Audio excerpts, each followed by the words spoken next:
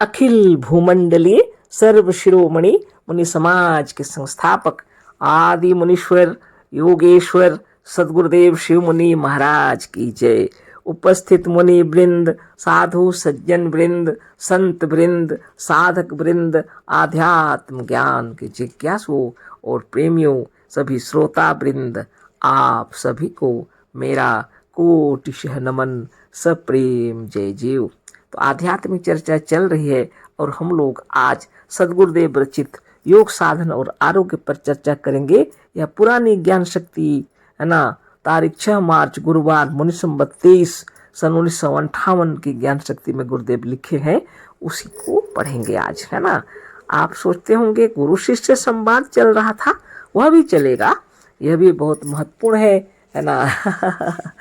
सदगुरु की वाणी पढ़ते हैं, सभी सदगुरु की वाणी ही है ना। तो इसको भी पढ़ लेना चाहिए। ये हमारे अंतरात्मा को झकझोर डालने के लिए गुरु शिष्य संवाद भी पढ़ेंगे और अभी इस पर चर्चा होगी। गुरुदेव जो लिखे हैं योग साधन और आरोग्य ना। योग साधन आरोग्य की महिमा बता रहे हैं। वास्तव में योग साधन तो अपने स्वरूप की प्राप्ति के लिए है। सदगुरुदेव कह रहे हैं वास्तव में योग साधन तो अपने स्वरूप की प्राप्ति के लिए है। यानी सच्चाई यह है कि योग साधन हम अपने स्वस्थ होने के लिए और अपने स्वरूप की प्राप्ति के लिए ही करते हैं। बहुत से लोग सोचते हैं कि योग साधन करके क्या लाभ होगा, है ना, इसलिए गुरुदेव यह लिखे हैं वास्तव में योग साधन तो अपने स्वरूप की प्राप्ति के लिए है।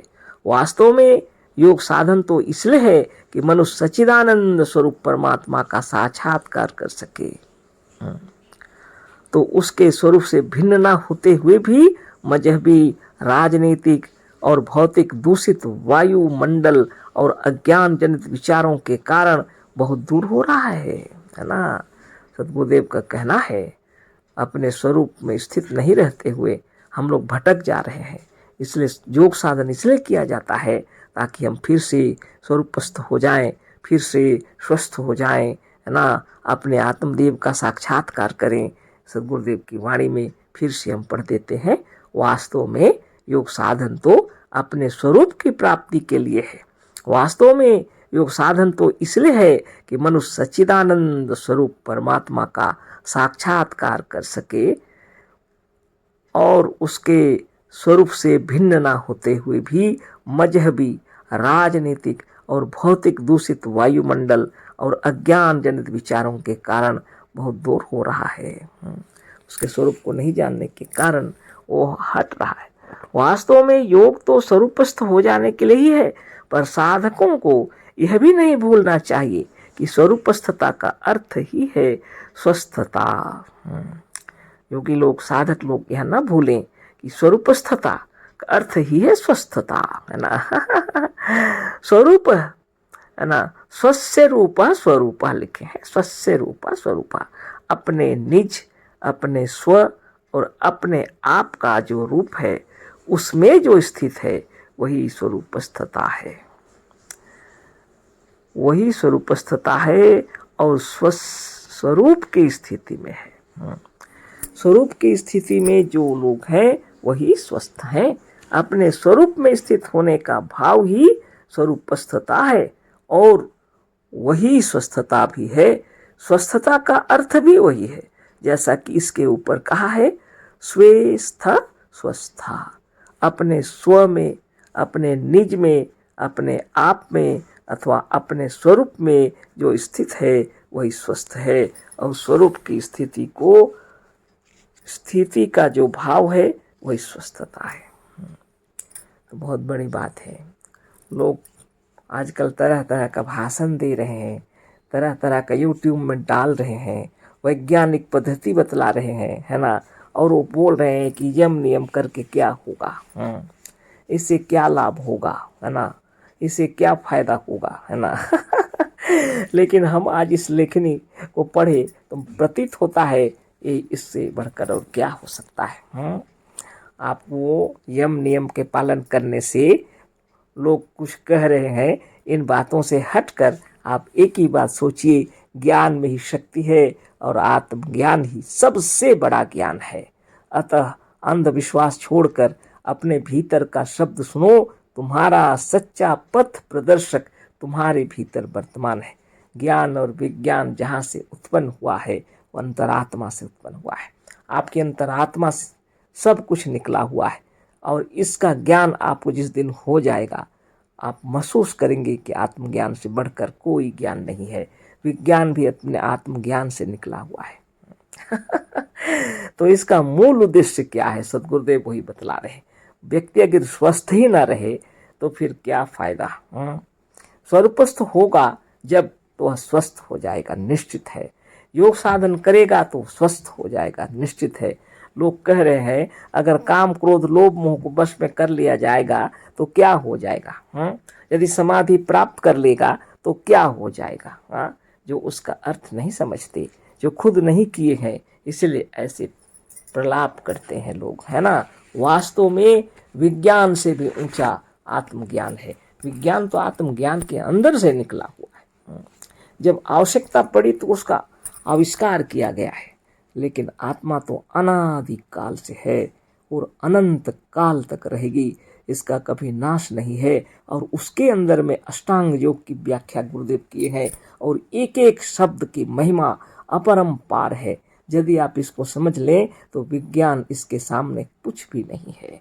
जिस विज्ञान को लेकर बड़ी बड़ी बातें लोग कर रहे हैं वह विज्ञान भी कुछ नहीं है ना। विज्ञान तो आपके अपने लिए है, आपके अपने फायदे के लिए है। आपके फायदे अगर नहीं होते हैं उस विज्ञान को लेकर क्या करेंगे। यदि उसका उपयोग करने आता है तब विज्ञान सही है, और उपयोग करने ही नहीं आता है तो विज्ञान भी हानिकारक हो जाता है। तो विज्ञान उसको नहीं कहते, विज्ञान उसको कहते हैं जिससे आपका शरीर स्वस्थ रहेगा। आप इस स्थूल शरीर में रहते हुए, इस भूमंडल में रहते हुए आप स्वस्थ निरोग रहेंगे, प्रसन्नचित रहेंगे, आनंद विभोर रहेंगे। और यह वायुमंडल और वातावरण का दूषित जो भी कुछ हो रहा है उससे भी आपको जो परेशानी हो रही है उससे भी आप बच जाएं। योग साधन ऐसा है, साधारण चीज नहीं है ना। इसके विषय में चर्चा हो रही है। तो नित्य दिन सत्य बोलना चाहिए और सच्चाई पर चलना चाहिए। या कोई खिल्ले उड़ाने की बात नहीं है। जिसने उसको जीत लिया उससे लाभ क्या होगा बोल रहे हैं। लाभ क्या होगा, जो करेगा वही समझेगा, जो नहीं करेगा वह कैसे समझेगा। ये सिर्फ बातों की चीजें नहीं है, अनर्गल भाषण नहीं है यह, है ना। तो स्वरूपस्थ होने के बारे में गुरुदेव बता रहे हैं और योग साधन की महिमा बता रहे हैं। वास्तव में योग साधन तो अपने स्वरूप की प्राप्ति के लिए है। और इसी पर आगे हम लोग पढ़ रहे हैं ना। तो बहुत बड़ी बात है, साधारण बात नहीं है। अतः स्वरूपस्थता या एक मिनट, यह गलत हो गया थोड़ा सा पढ़ने में, पन्ना उलट गया, दूसरा है ना। अतः स्वस्थता और स्वरूपस्थता दोनों एक ही है। स्वस्थता और स्वरूपस्थता दोनों एक ही है। गुरुदेव के कहने का मतलब है आप यदि स्वरूपस्थ हुए हैं तो स्वस्थ ही है ना। अगर स्वस्थ हैं तो निश्चित रूप से स्वरूपस्थ है। दोनों की प्राप्ति के लिए अपने स्वरूप को प्राप्त करना पड़ेगा, है ना। स्वस्थ होने के लिए भी, स्वरूपस्थ होने के लिए भी आपको अपने ही स्वरूप को प्राप्त करना होगा, समाधिस्थ होना होगा, मतलब है ना। दोनों की प्राप्ति के लिए अपने स्वरूप को प्राप्त करना होगा, करना पड़ेगा। अपने स्वरूप में स्थित होना पड़ेगा, जो योग द्वारा ही हो सकता है।